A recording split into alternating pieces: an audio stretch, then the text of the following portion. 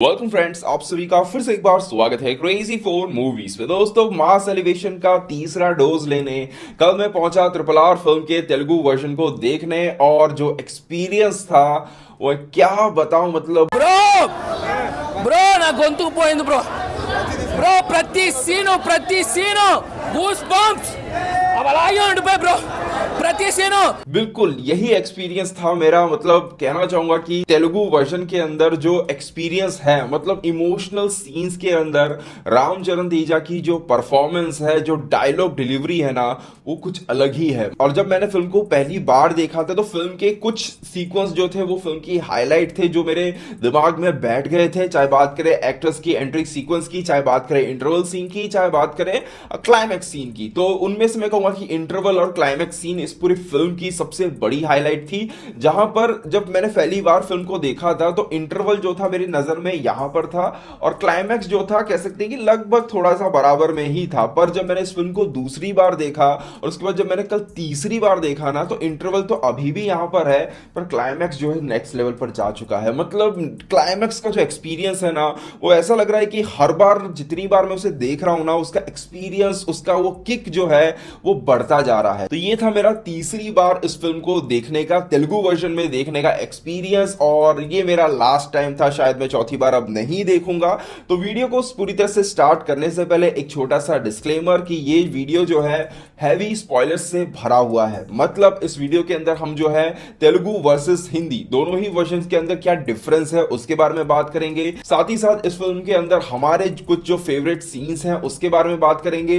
कुछ ऐसे सीन्स जो फिल्म के अंदर नजर नहीं आए उसके बारे में बात करेंगे, और साथ ही साथ फिल्म के अंदर आग और पानी, और साथ ही साथ कुछ पौराणिक रेफरेंसेस जो हमें देखने को मिलते हैं, इन सभी चीजों के बारे में हम जो है यहां पर बात करने वाले हैं। तो अगर अभी तक आपने इस फिल्म को नहीं देखा है तो इस वीडियो को यहीं पर छोड़ दीजिए, फिल्म को देखिए अगर देखने वाले हो तो, और उसके बाद आकर इस वीडियो को कंटिन्यू कीजिएगा। और अगर देख लिया है तो वीडियो में जुड़े रहिए और वीडियो को देखिए, हमारा एक्सपीरियंस, हमारा ओपिनियन सुनिए, और अपना ओपिनियन, अपना एक्सपीरियंस जो है कमेंट सेक्शन में शेयर कीजिए, और खुल के शेयर कीजिए। एक एक लाइन, एक एक ओपिनियन जो है शेयर कीजिए, देखिएगा कितना मजा आता है। तो सबसे पहली चीज बात करेंगे यहां पर तेलुगु वर्सेस हिंदी के डिफरेंस के बारे में। तो सबसे पहला डिफरेंस यहां पर जो हमें देखने को मिलता है, और सबसे बड़ा डिफरेंस जो यहां पर हमें देखने को मिलता है, वो है रामचरण तेजा की परफॉर्मेंस। मतलब रामचरण तेजा का जो कैरेक्टर लिखा गया है और उन्होंने अपने केवल एक्सप्रेशंस के द्वारा जो परफॉर्मेंस दी है वो इतनी कमाल की है कि हिंदी वर्जन के अंदर भी उनका काम जो है बहुत ही इंप्रेसिव नजर आता है।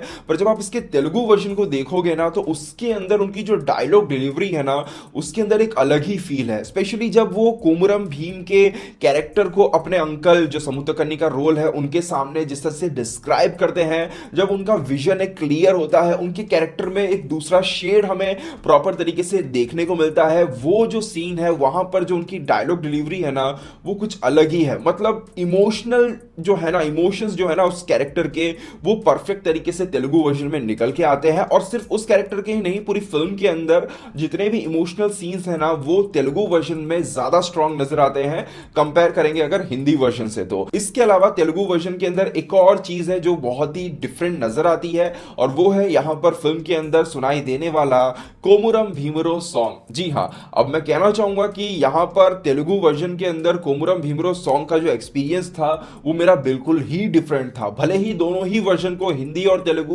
दोनों ही वर्जन को एक ही सिंगर ने गाया हुआ है, पर तेलुगु वर्जन के अंदर पता नहीं क्यों पर एक अलग ही फील आ रही थी, एक अलग ही इमोशंस आ रहे थे। मैंने अपने दूसरे एक्सपीरियंस वाले वीडियो में आपको बोला था कि जब मैं दूसरी बार हिंदी वर्जन को देखने गया था तो इमोशनल सीन्स जो है मेरे लिए उस लेवल तक काम नहीं कर पाते हैं। पर कल जब मैं तेलुगु वर्जन देखने गया तो कोमुरम भीमरो सॉन्ग जो था ना, उसने कुछ पल के लिए मुझे थोड़ा सा इमोशनल कर दिया था। तो कोमुरम भीमरो सॉन्ग का एक्सपीरियंस तेलुगु में बिल्कुल डिफरेंट था। वहीं अगर दूसरे गाने की मैं बात करूं तो यहां पर जो दोस्ती सॉन्ग है उसका एक्सपीरियंस मैं कहूंगा कि हिंदी वर्जन के अंदर ज्यादा बेटर है, क्योंकि तेलुगु वर्जन के अंदर मुझे वो फील जो है थोड़ी सी कम लगी।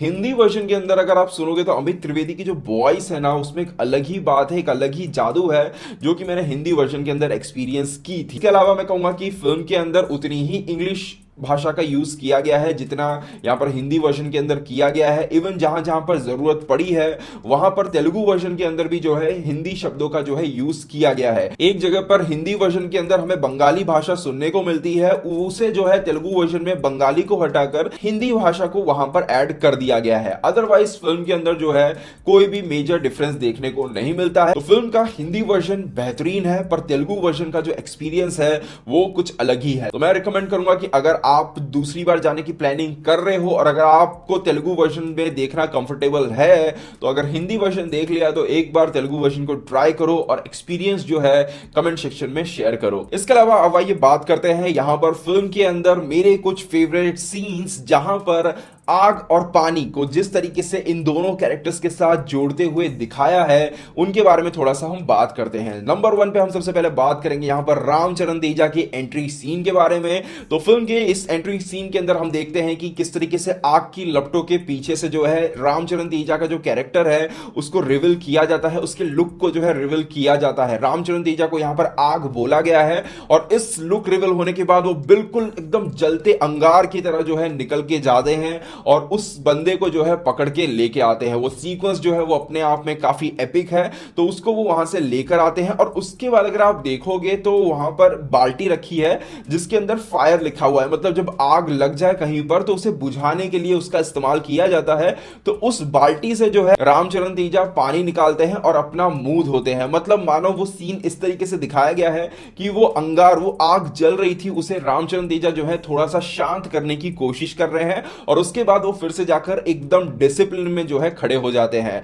उसके बाद दूसरे नंबर पे हम बात करेंगे यहां पर जूनियर एनटीआर के इंट्रो सीन के बारे में। तो जूनियर एनटीआर का जो इंट्रो सीन है, तो शुरुआत में हमें जूनियर एनटीआर को जो है दूर से दिखाया जाता है और हमें लगता है कि वो जूनियर एनटीआर ही हैं, पर बाद में जिस तरीके से यहां पर कैमरा नजदीक जाता है, कैमरा घूमता है, तब हमको पता चलता है कि हम जिसे जूनियर एनटीआर समझ रहे थे वो जो है उनकी परछाई है जो पानी के अंदर नजर आ रही थी। मतलब देखिए उस कैरेक्टर को जो इंट्रोडक्शन दिया गया है वो पानी के साथ दिया गया है, पानी के अंदर उसके रिफ्लेक्शन को दिखाते हुए जो है उसका इंट्रोडक्शन यहां पर दिया गया है। और ये जो कैमरा घुमाने वाला जो सीक्वेंस था वो इस फिल्म का one of the best sequence, best shot था जो मैं कहना चाहूंगा और मेरा वन ऑफ द फेवरेट था।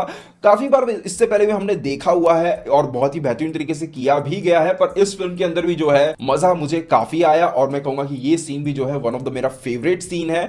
इसके अलावा तीसरे नंबर पर जिस सीन के बारे में मैं बात करना चाहूंगा वो है यहां पर जूनियर एनटीआर और रामचरण तेजा का जो पहली बार मिलन होता है, आग और पानी का जो पहली बार मिलन होता है, वो ट्रेन ब्लास्ट वाला सीन जो है वहां पर अगर मैं बात करूं तो शुरुआत में जब रामचरण तेजा ब्रिज के ऊपर से उस झंडे को लेते हैं तो क्यों, किस लिए, ये समझ नहीं आता है कि भाई इतने इस सीन के अंदर वो झंडे को क्यों लेके जा रहे हैं। तो बाद में जब जिस तरीके से वो झंडे को लेते हुए पानी में डुबाते हैं और बाद में जूनियर एनटीआर के हाथ में फेंकते हैं और जूनियर एनटीआर उसको अपने ऊपर लपेट लेते हैं, तो तब वो जो है कि चीज पता चलती है कि पानी लगाकर दिया और पानी जो कि जूनियर एनटीआर को पानी बताया गया है, तो पानी लगाकर उस झंडे को दिया जिसने उस कैरेक्टर को यानी कि भीम को जो है आग से बचाया। अब कोई दूसरा डायरेक्टर होता तो शायद डायरेक्ट बिना पानी वानी में डुबाए सीधा फेंक देता, पर क्योंकि ये है S S Rajamouli, the great S S Rajamouli ji, तो उन्होंने जो है आग के द्वारा जो है पानी को, पानी की ही मदद से आग से बचाने की कोशिश की है। तो वो जो सीन है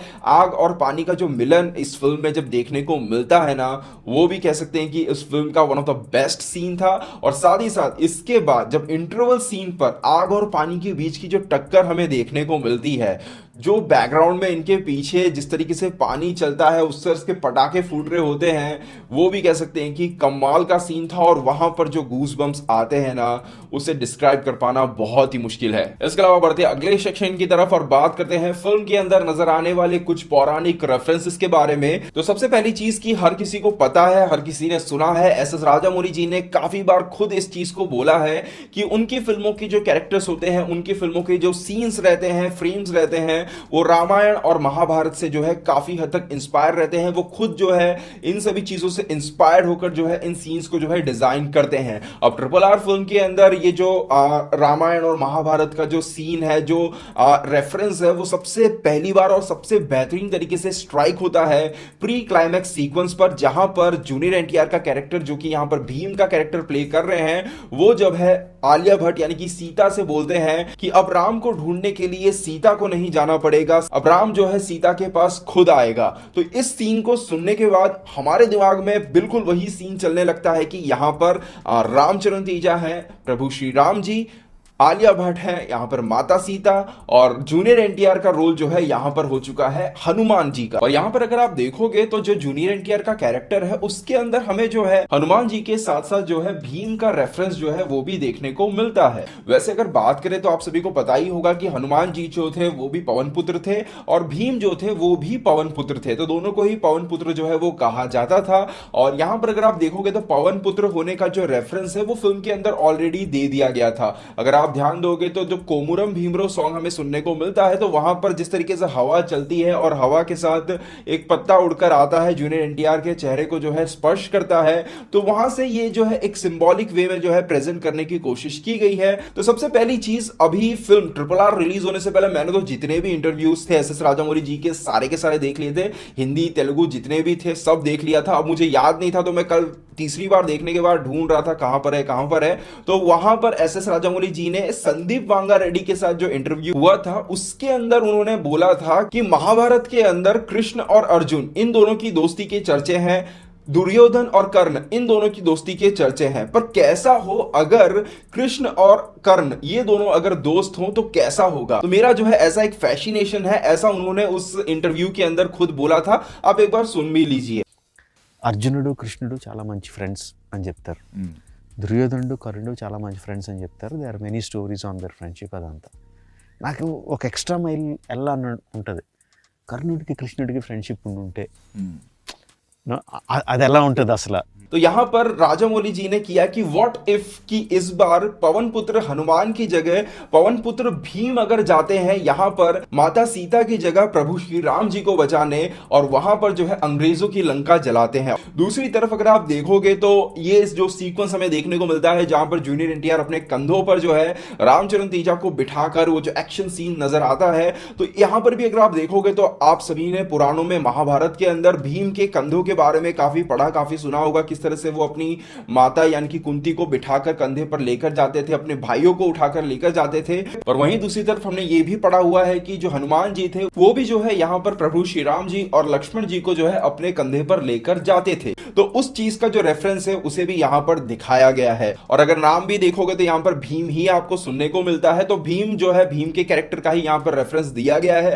अब दूसरी तरफ अगर आप देखोगे कि यहाँ पर जो भीम का कैरेक्टर बोलता है कि अब मैं जो है अंग्रेजों की लंका भी जला दूंगा, तो यहां पर अगर आप देखोगे जब बाइक उड़कर जाता है उस महल के अंदर घुसता है तो वो पूरा ब्लास्ट होता है, मतलब लंका पूरी जलती हुई जो है यहां पर नजर आती है। इसके अलावा हमें ये एक पोस्टर जो है काफी चर्चे में आया था रिलीज से पहले, जहां पर हमें कृष्ण और अर्जुन का जो रेफरेंस है, इस सीन का जो रेफरेंस है वो देखने को मिल रहा था। तो ये सीन जो है फिल्म के अंदर हमें कहीं पर नजर नहीं आता है। जाहिर सी बात है कि राजामौली जी ने फिल्म के अंदर से काफी सारे सीन्स को कट किया है, पर एक चीज अगर आप देखोगे कि फिल्म के अंदर जितने भी सीन्स हमें देखने को मिलते हैं उन सभी सीन्स को जो है एक बेस दिया गया है। चाहे बात करें रामचरण तेजा को कंधे पर उठाने की, तो भीम जो है ऑलरेडी गाने के अंदर, दोस्ती गाने के अंदर उन्हें अपने कंधे पर उठाते हैं। चाहे बात करें इंटरवल ट्विस्ट की, जब वो जानवरों को लेकर निकलते हैं तो उसका एक बेस क्रिएट किया गया है। शुरुआत में वो शेर को पकड़ते हैं तो उसे नॉनवेज एक जगह पर खिलाया जाता है, जहां पर वो कंधे पर जो है किसी मरे हुए जानवर का मीट जो है वो लेकर जाते हैं। तो हर चीज का उन्होंने एक बेस क्रिएट किया हुआ है। तो यहां पर ये जो सीन जो पोस्टर में नजर आ रहा है उसे कट कर दिया गया है, जो कि मेरे हिसाब से एक बेस रहता कि अगर आप क्लाइमैक्स में देखते हो कि क्लाइमैक्स सीन के अंदर रामचरण तेजा का कैरेक्टर जो है भीम को बंदूक दे देता है और लोड एम और शूट बोलता है, तो अगर ये सीन दिखाता कि जहां पर रामचरण तेजा जूनियर एनटीआर को बंदूक चलाना सिखा रहे हैं, तो वहां पर वो सीन थोड़ा जस्टिफाई हो जाता कि हाँ कि जूनियर एनटीआर ने रामचरण तेजा को बंदूक चलाना सिखाया, अदरवाइज जूनियर एनटीआर ने बंदूक चलाना कहां से सीखा। तो ये था मेरा पूरा एक्सपीरियंस इस फिल्म को लेकर, इस फिल्म के एक एक सीन को लेकर। इसके अलावा भी बहुत सारे सीन्स हैं जिसके बारे में बात कर सकता हूं, पर अभी के लिए इतना ही। आप मुझे कमेंट सेक्शन में बताइए कि इन सीन्स पर, इन फ्रेम्स पर आप सभी का क्या रिएक्शन है, आप सभी के क्या ओपिनियन है, हमें कमेंट सेक्शन में जरूर बताइएगा। इसके अलावा मैंने अपने रिव्यू के अंदर जो है रामचरण तेजा के फेशियल एक्सप्रेशंस को लेकर, इंटरवल सीन को लेकर भी कुछ चीजों के बारे में बात की हुई है, जो कि मैंने यहां पर छोड़ दिया क्योंकि मेरे को लगता है कि आप लोगों ने वहां पर देख लिया होगा। अगर नहीं देखा है और देखना चाहते हो और सुनना चाहते हो तो जाकर एक बार जरूर देखिएगा। तो दोस्तों बस यहीं तक था आज का हमारा वीडियो। उम्मीद करते वीडियो को पसंद आया होगा। वीडियो पसंद को लाइक शेयर जरूर कीजिएगा। मिलते हैं हमारे अगले वीडियो में, तब तक के लिए बाय बाय, टेक केयर।